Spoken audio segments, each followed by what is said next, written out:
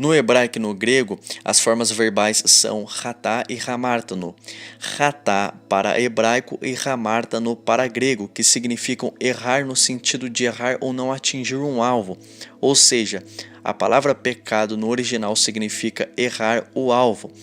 A própria Bíblia ela dá a especificação de pecado. Primeira epístola de João, capítulo 3, o verso 4, diz assim: todo aquele que pratica o pecado transgride a lei. De fato, o pecado é a transgressão da lei. O pecado é descrito na Bíblia como transgressão à lei de Deus.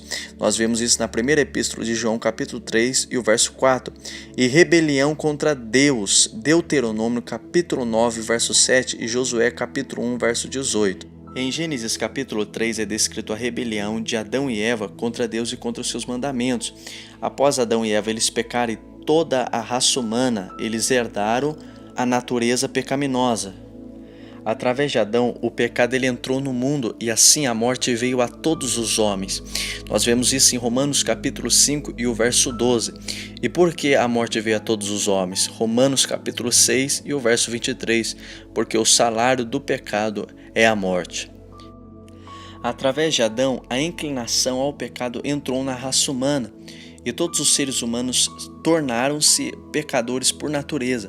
Todos os seres humanos eles se tornaram pecadores, não porque eles tenham pecado, mas pecaram porque já eram pecadores, já eram a natureza. Isso é o que nós chamamos e é conhecido como o pecado herdado. Assim como nós herdamos muitas características de nossos pais, muitas das vezes nós vemos pessoas que herdam até mesmo o temperamento, muitas das vezes a forma de agir. Dessa maneira como nós herdamos muitas características de nossos pais, de nossos familiares, assim também herdamos a natureza pecaminosa de Adão. A palavra pecado no original significa errar o alvo. E o que seria o alvo? O alvo é Cristo. Então o pecado é errar o alvo que é Cristo Jesus.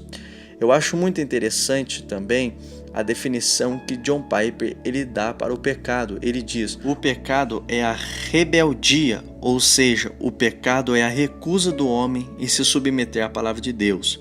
Ou seja, o pecado é a rebelião do homem contra a justiça e os desejos de Deus.